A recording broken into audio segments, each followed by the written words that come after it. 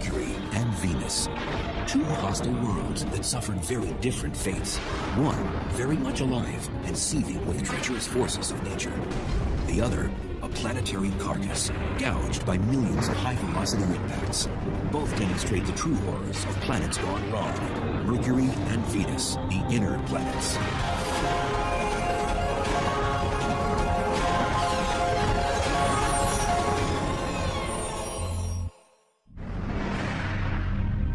Along with Earth and Mars, Mercury and Venus make up our inner solar system. Jupiter, Saturn, Uranus, and Neptune, these planets farthest from the Sun, make up the gaseous outer worlds of the solar system. Over 4 billion years, the inner planets bound enough interstellar debris to become rock solid. Why do we study planets? Why do we study astronomy at all? We someday need to go beyond the planet Earth if we expect to survive as a species for a very long time. And we need to know what's out there and what the nature of the universe is. We're studying worlds where things are exotic, but the basic processes of physics and chemistry at work are really the same that we see here on Earth. Millions of miles separate us from our rocky cousins. But a tour around Venus and Mercury reveals a common DNA. We can go to Mercury and Venus and really look at these as places, as worlds with their own histories, and then contextualize our own planet's history. Venus is the 6th largest planet in the solar system. At its closest, it is 26 million miles away from Earth. A year on Venus lasts 225 Earth days. And if you weighed 150 pounds on Earth, you'd weigh 136 on Venus.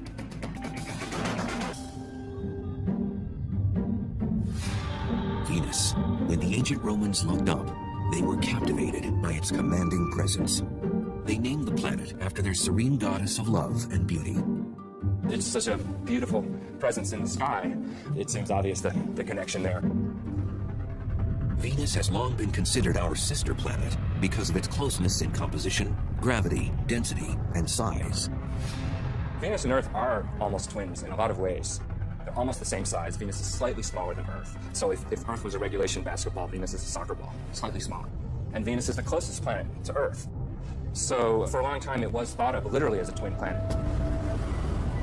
For ages, scientists thought this twin, like Earth, was a planet covered with deep oceans, lush rainforests, and had a climate that would give credibility to the notion that intelligent life could exist there. Before the space age, people thought it might be very Earth-like on Venus. But the paradox is, when we actually got to Venus and started exploring it, the conditions there are so different. It turned out, Venus was less of an exotic sister to Earth and more of an evil twin. So here you have two very similar planets in their sort of bulk properties, but they've evolved to such different states, and that creates an interesting problem in understanding planetary evolution, a sort of controlled experiment. Take these two similar planets and let them go for 4 billion years, and then why do they end up so different? First, some of the basic differences. Venus has been hit hard with meteors. One so strong that some scientists think it may have reversed the planet's rotation. Venus has a very slow rotation, and it has what we call a retrograde rotation, so it spins backwards compared to the direction of spin of all the other planets. Because of this retrograde rotation, the sun rises in the west and sets in the east. And the Venusian days are long ones. The amount of time from one sunrise to the next is about 8 Earth months. But the orbital pattern and long days are what make Venus so intolerable. In part, it's the wicked climate.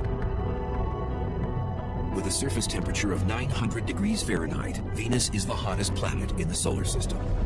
Travelers there would have their trip cut short in no time. It would take a matter of seconds. Maybe 1 second before they were gone, roasted to death. If you're an astronaut sitting on Venus without a spacesuit, then your skin's going to crisp up. You're going to cook just like a turkey in an oven, except much faster even. The unforgiving heat wave is created by a process called the greenhouse effect, the identical process that keeps Earth's climate in check and teeming with life. But a closer look at Venus tells us how this common trait can be a cycle of life and a cycle of death.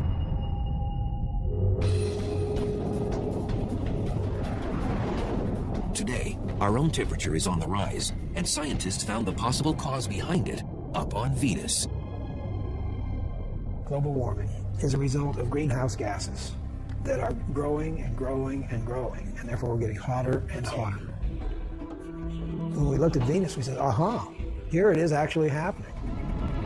In the 1990s, after the Magellan spacecraft was launched, planetary watchdogs began turning to Venus to surmise just how bad it could get here on Earth.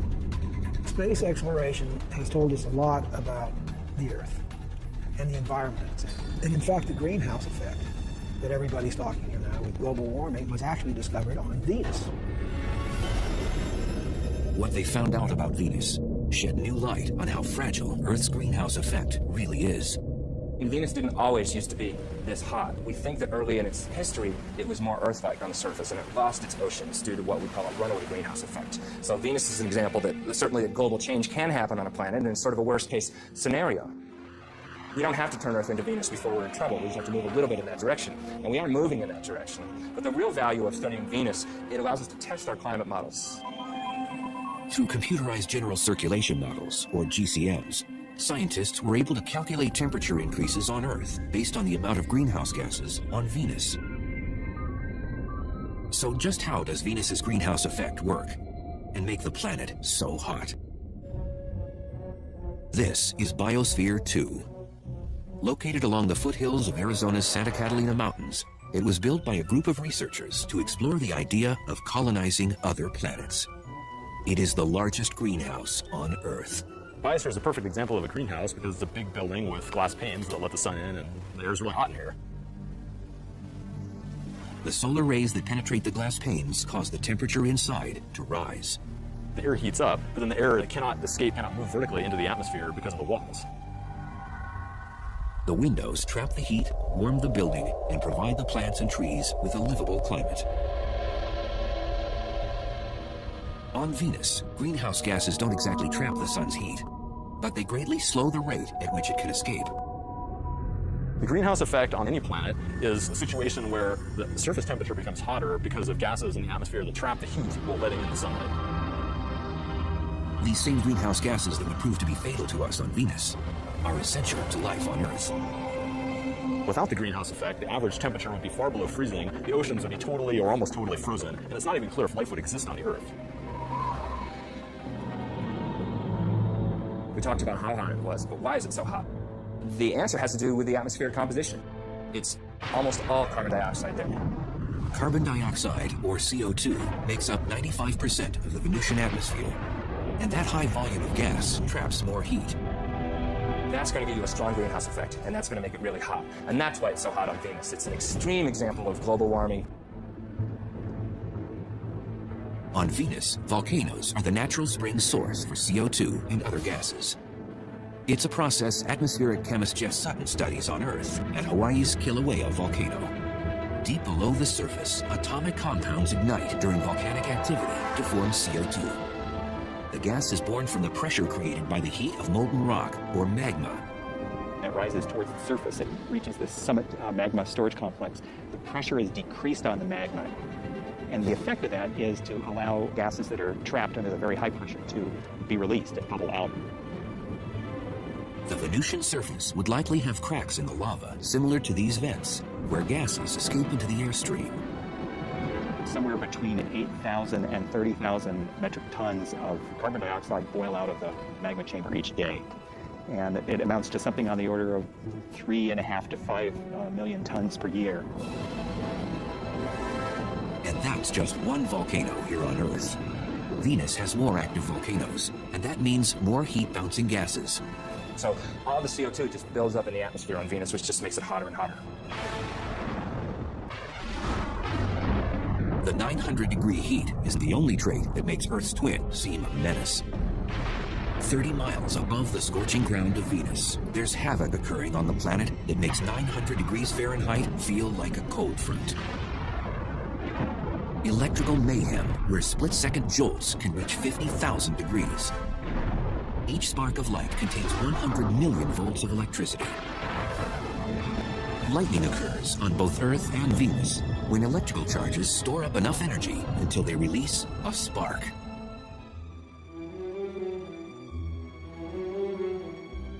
Mears Oppenheim teaches planetary physics to students at Boston University. And researchers like him get in on the action at Boston's Museum of Science. In their caged lighting exhibit, 30-foot-high domes motor up to simulate how lightning is generated on Venus. And then, it's showtime.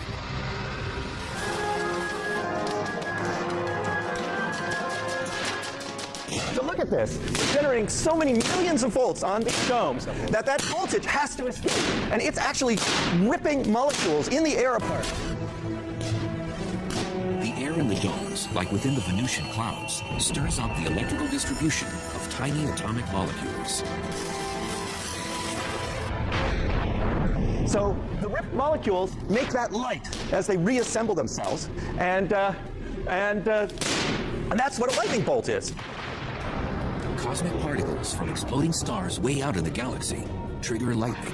When these hit the atmosphere, they provide that spark. These are particles that come from way out in the universe, the atmosphere, and cause a shower of charged particles. And on Venus, you'd probably have real lightning to the extreme extent. It can contain enormous amounts of energy and go for miles and miles. On average, lightning hits the Earth more than 3.1 billion times a year. The number of times lightning hits the ground on Venus? 0. The atmospheric pressure on Venus is 90 times greater than on Earth because the weight of the atmosphere created by gases is heavier. This prevents Venusian lightning from hitting hard ground. Instead, it is restrained to the clouds. There's just too much resistance in that very thick air for a lightning bolt to get through. It's much easier for lightning to discharge from cloud to cloud. And besides appearance, there's little else that's Earth-like about Venusian clouds. In fact, the main ingredient that creates them is toxic enough to burn through human flesh.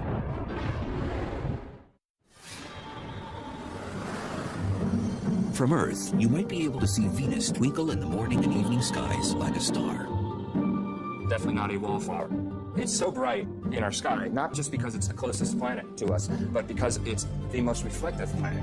Because it turns out Venus is completely covered in these bright reflective clouds. 80% of the sun's light bounces off the clouds that blanket the planet. But even in the clouds, Venus, our so-called twin planet, manages to show an evil nature. And we know that the clouds of Venus are made out of sulfuric acid, basically like battery acid. And that sulfuric acid is made by sulfur dioxide coming out of volcanoes on the surface.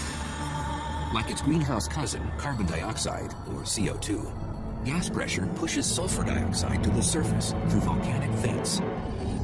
It's the same gas chemist Jeff Sutton monitors carefully at Hawaii's Kilauea volcano. The gases, the sulfur dioxide in particular, is a noxious, toxic gas, and we wear gas masks to protect our lungs and our airway because sulfur dioxide combines with the moisture in your nose and throat and forms sulfuric acid. Sulfuric acid is nasty stuff. You don't want to splash battery acid on you. You're careful not to do that. It's basically the same stuff. So it would not be good to suddenly stick your hand into the Venus clouds. So if a traveler to Venus could survive the acidic clouds, the lightning bolts, the toxic air, and the heat, just how would the Venusian surface look?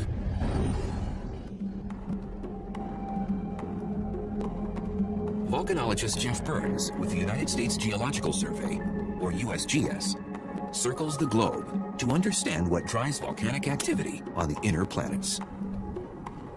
When Burns imagines the surface of Venus, he considers the dark, eerie wasteland of Kilauea's lava fields on the big island of Hawaii. It's very instructive to be able to come here and study this volcano to compare it to volcanism as occurred on the surface of Venus. We can actually come out here to the field and study things. We can actually take samples and look at them in detail. Geologists expect the amount of volcanoes on Venus far outnumbers the 1,500 or so on Earth. Some estimates range from 100,000 to over 1 million volcanic features on Venus. With that many volcanoes, lava rock makes up 70% of the Venusian surface, just like it makes up much of Kilauea's terrain. The ground becomes solid when the lava cools into hard rock. Having rock on Earth is our best analog for trying to understand rocks on the other planets. Basaltic rocks are the most similar to the Venusian plains.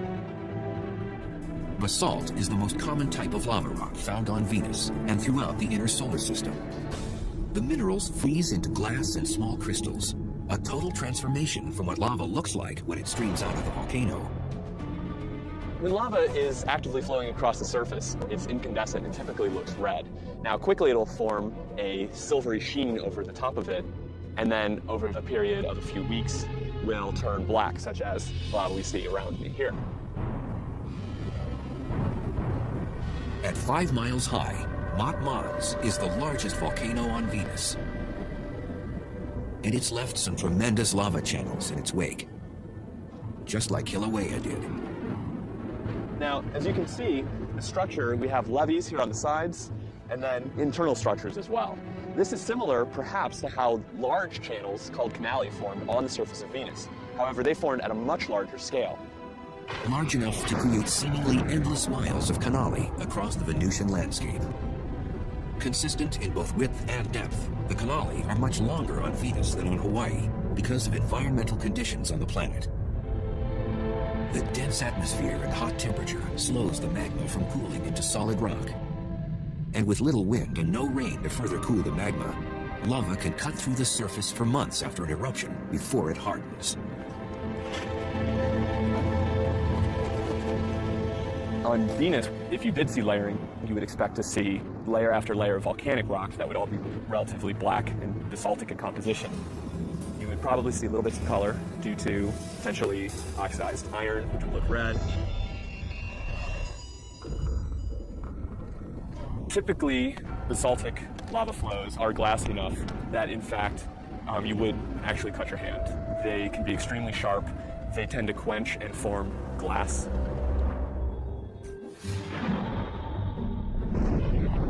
And then there are the skies. That heavy Venusian cloud cover diffuses most of the direct sunlight. It would be a lot darker on the surface of Venus during the day than it would be here on Earth. Also, because the light is scattered very efficiently, you tend to lose shadows.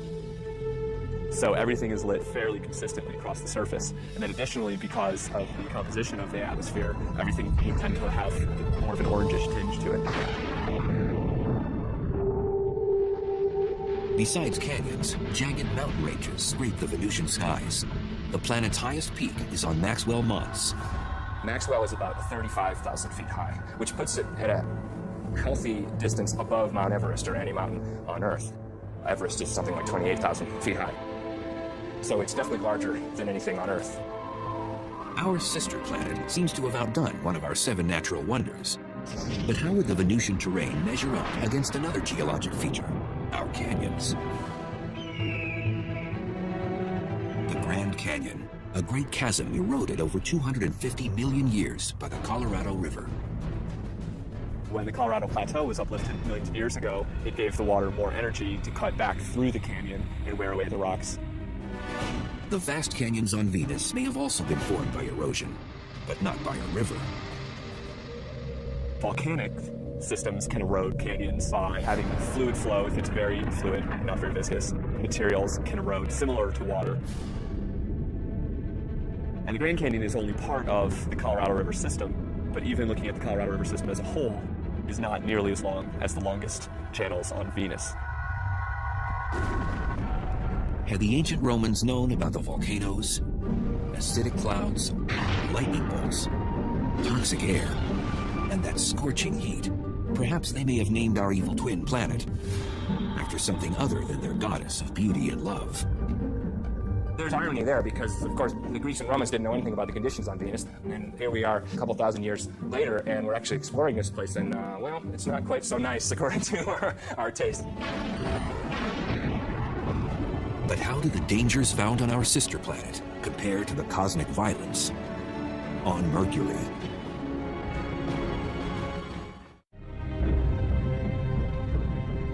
"48 million miles away from Earth, Mercury's dust-covered hills and empty plains stretch as far as the naked eye can see. It's a colorless body. It does not have really any colors like you see on Mars or the Earth or even Venus for that matter. Dr. Robert Strong with the University of Arizona's Lunar and Planetary Lab has been a chief authority on planetary geology for more than 35 years. Mercury is the innermost planet, and it's quite different than anything else in the solar system. At 36 million miles, Mercury is the closest planet to the Sun. The planet has no known moons. Mercury has no atmosphere. And it's a naked eye planet, visible on Earth during the twilight hours.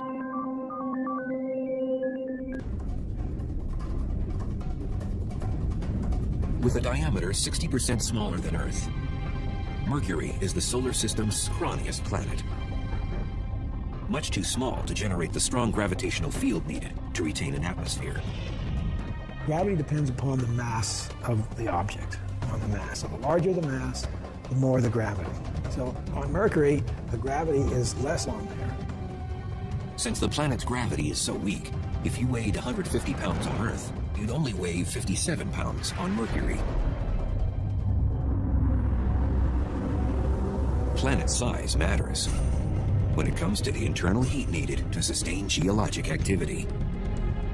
The internal convection currents that drive geology stop, and in general, it just freezes up and there's no way to sustain that geological activity. And that happened to Mercury a long time ago, probably after less than 1 billion years of its life.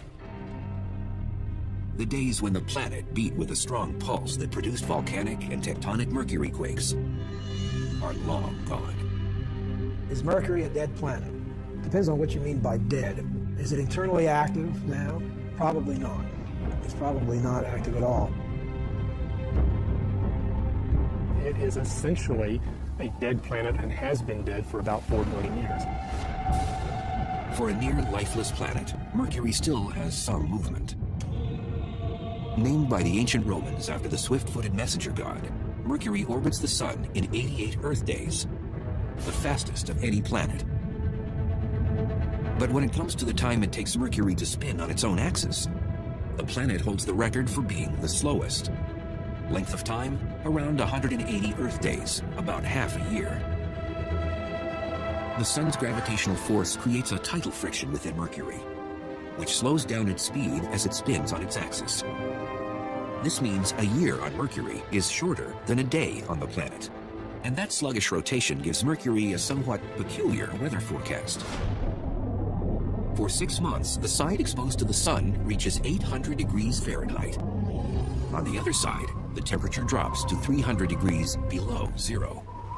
It has a long time to heat up on the side facing the Sun and a long time to cool down on the other side. And that's why it has these huge temperature extremes. Despite its close proximity to the Sun, Mercury is a bit of a black sheep in the planetary family. Its skies always seem like starry nights. The skies would be black. The reason we have blue skies on the Earth is because of our atmosphere. Nitrogen scatters light preferentially in the blue, and so that's why the sky looks blue. Mercury doesn't have an atmosphere, so the sky would be black. Legend holds that Mercury, the Roman god, invented the sport of boxing. This is one planet that's taken the lion's share in the ring.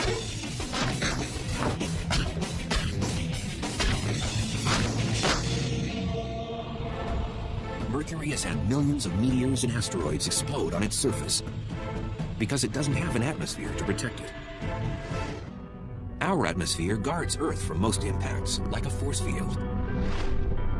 When a small object slams into it, usually at more than 10 times the speed of a bullet, the collision with air molecules vaporizes it into a gas. The Earth is shielded from small impacting objects by this wonderful thing that we call the atmosphere. And for small objects, weak objects, they will be completely destroyed by those forces long before they get here to the geologic surface of our planet.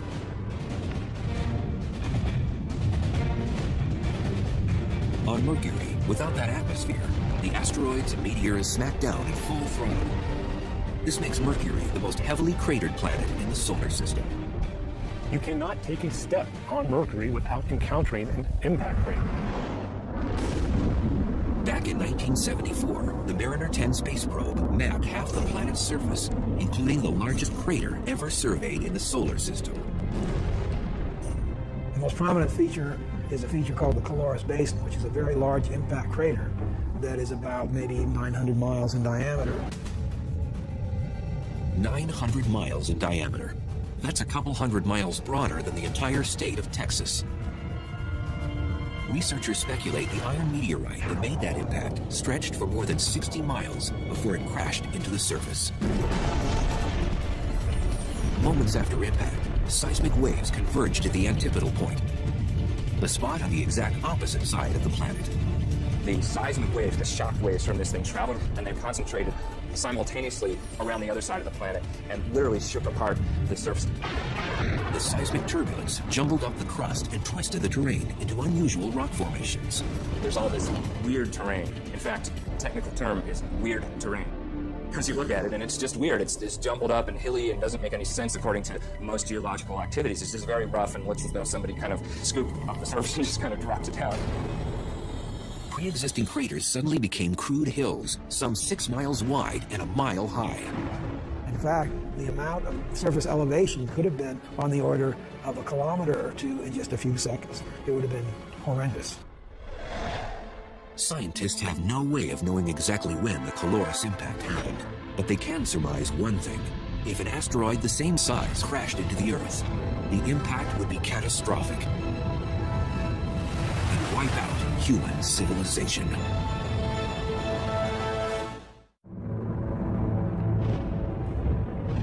Countless meteor and asteroid impacts have left Mercury starred with dents and crater rings. Today, the planet looks beaten, a terrestrial corpse. Like Mercury, Earth's surface is vulnerable to bombardment. And Arizona's meteor crater is one of our most preserved and Mercurian craters. The desert basin has given geologists a better understanding of what happens when a meteor strikes Mercury's surface. Upon impact, energy from the shockwave rips through the surface and moves tons of rock upward to shape the crater. And that flow of rock excavated this bowl-shaped cavity and deposited debris on the landscape for kilometers around. Same energy swept up the crater walls and caused these flat-laying layers of rock behind it to actually be uplifted. And the rock, under the influence of shock, wasn't behaving grittily like rock does, but more like taffy. This is one of the hallmarks of impact craters, not only here at Meteor Crater, but anywhere in the solar system. But imagine if a mighty object that formed Mercury's Caloris Basin crashed down on the site of Meteor Crater. It would be a massive explosion. Chunks of molten material flying around the Earth ballistically, re-entering the Earth's atmosphere and causing just massive meteor showers everywhere. For nearly 7,500 miles, the shockwave would rip up the soil and stir up tsunamis with 2,000-foot waves. Massive tsunamis propagate around the Earth and inundate much of the world's coastlines. It would flatten Las Vegas, Nevada, the cities of Salt Lake City, Utah, San Francisco, California, and Los Angeles vanish in a split second. Shockwaves from the impact would propagate through the solid Earth thousands of miles from the site of an impact like that. Those seismic waves would converge at the impact's antipodal point, off the coastline of Africa's Madagascar, at the bottom of the Indian Ocean. Suddenly, a mountain range would explode through the ocean floor and crash up to form that weird Mercurian terrain.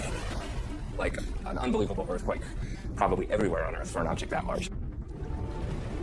Meteor crater would be a nick in the surface compared to the Mercurian gash left behind from a Caloris-type impact. The gouge would consume a quarter of the continental United States.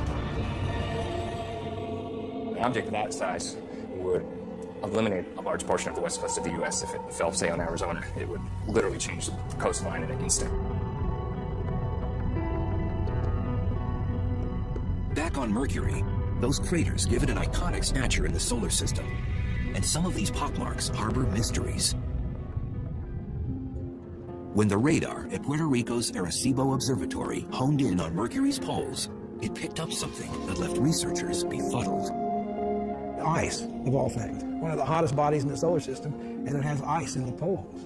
And the reason it has ice there is because Mercury is a heavily cratered surface. And so craters in the polar regions, the inside of them, are constantly in shadow. That's because Mercury is vertical relative to the plane of its orbit. So some crater floors never receive light or heat from the sun. But with no obvious water source on the planet, that begs the question, how did the ice get there? Scientists believe the mystery ice could have come from a comet. Comprised of rock, dust, gases, and ice, comets come from the outer reaches of the solar system, where the temperatures are much colder. Could this ice just be on the bottom of permanently shaded craters, or could it be ice that's sort of covered up by a layer of dust which is shielding it from sunlight? We really don't know. Besides these comet collisions, there is yet another type of crater on the planet, and they weren't formed by anything that fell from the sky. Instead, an Earth-like force of nature created these holes, and it generated deep from within the planet's core.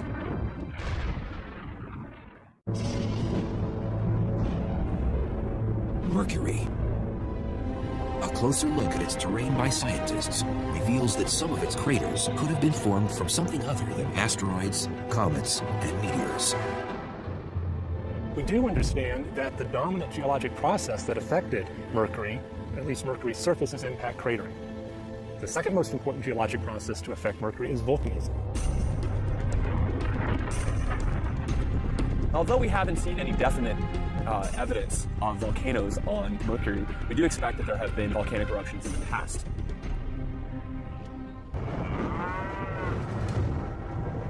This remote cow pasture, a 3 hours drive north of Phoenix, might contain a telling link to Mercury's volcanic history. The cratered hills are extinct cinder cone volcanoes, and geologists suspect similar ones can be found on Mercury. This is a cinder cone. You can see behind me there's a large crater in the center, which is typical of cinder cones.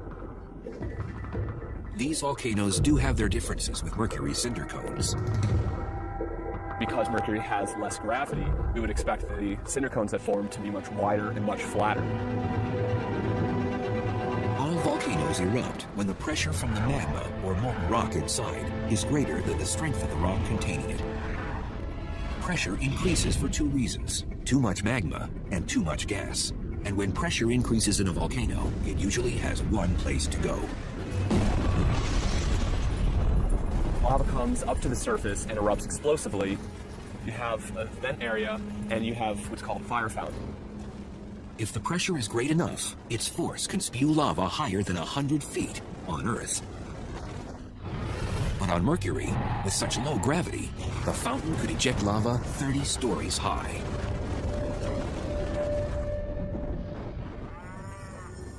While these cinder cones in Arizona may illustrate our shared volcanic heritage with Mercury, to witness an eruption there firsthand and watch the cinder cones form would be a whole other experience.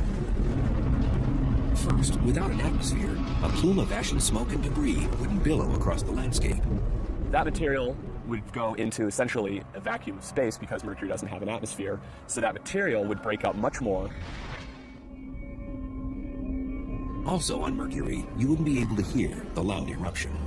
Since Mercury has no atmosphere, there's no way of transmitting sound. So if you were on Mercury and playing a guitar or a ukulele or a piano, you would not hear anything because there is no atmosphere to transmit that sound. So it would be just complete silence. Back in 1974, Mariner 10 surveyed only 45% of Mercury's surface on a flyby mission. 30 years later, NASA launched the Messenger spacecraft. The satellite will map the entire planet and transmit data to eager scientists with a deluge of unanswered questions. I want to see the other side. I don't know what's over there, and that's been bugging me for 35 years. Is it like the side we saw, or is there something very unusual and different? But even with resources being earmarked for future exploration of this rumpled dwarf in the solar system, exactly how different or similar we really are may be left up in the air. Despite the harsh conditions on Mercury and on Venus, a close look around our own backyards reveals the good, the bad, and the ugly of the inner planets. The universe is this vast, vast thing, and here we are sitting on this little pinprick. I mean, we are not isolated. We see things that happen on these other planets for tremendous climatic changes in the past that have happened in a very short period of time and changed that. And that can happen on the Earth. Ultimately, it enriches our knowledge of who we are and how unique and how rare an environment like ours and even creatures like us might be in the universe. And that evolution, that exploration, that turning the corner, that discovery of new ideas is what we're all about. There's a bright future.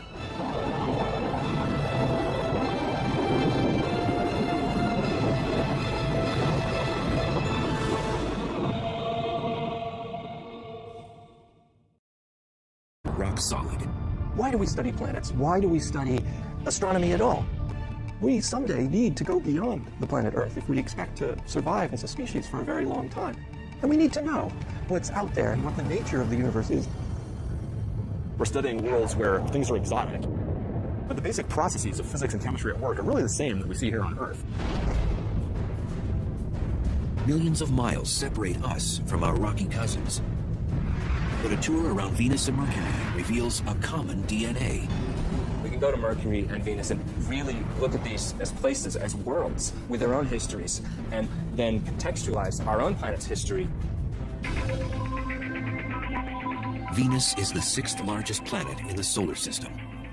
At its closest, it is 26 million miles away from Earth. A year on Venus lasts 225 Earth days. If you weighed 150 pounds on Earth, you'd weigh 136 on Venus.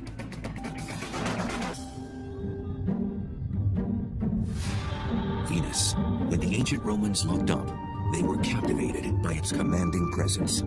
They named the planet after their serene goddess of love and beauty. It's such a beautiful presence in the sky. It seems obvious the connection there. Venus has long been considered our sister planet because of its closeness in composition, gravity, density, and size. Venus and Earth are almost twins in a lot of ways. They're almost the same size. Venus is slightly smaller than Earth. So if Earth was a regulation basketball, Venus is a soccer ball, slightly smaller. And Venus is the closest planet to Earth. So for a long time, it was thought of literally as a twin planet. For ages, scientists thought this twin, like Earth, was a planet covered Mercury and Venus. Two hostile worlds that suffered very different fates. One, very much alive and seething with treacherous forces of nature. The other, a planetary carcass, gouged by millions of high-velocity impacts. Both demonstrate the true horrors of planets gone wrong. Mercury and Venus, the inner planets.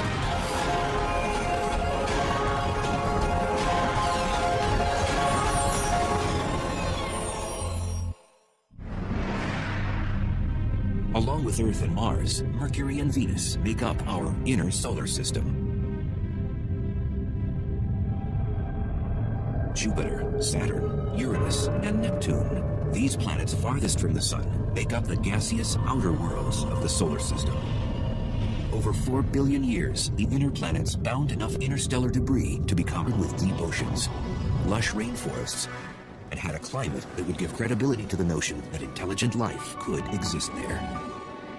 Before the space age, people thought it might be very Earth-like on Venus. But the paradox is when we actually got to Venus and started exploring it, the conditions there are so different. It turned out, Venus was less of an exotic sister to Earth and more of an evil twin. So here you have two very similar planets in their sort of bulk properties, but they've evolved to such different states. And that creates an interesting problem in understanding planetary evolution, a sort of controlled experiment. Take these two similar planets and let them go for 4 billion years, and then why do they end up so different? First, some of the basic differences. Venus has been hit hard with meteors. One so strong that some scientists think it may have reversed the planet's rotation.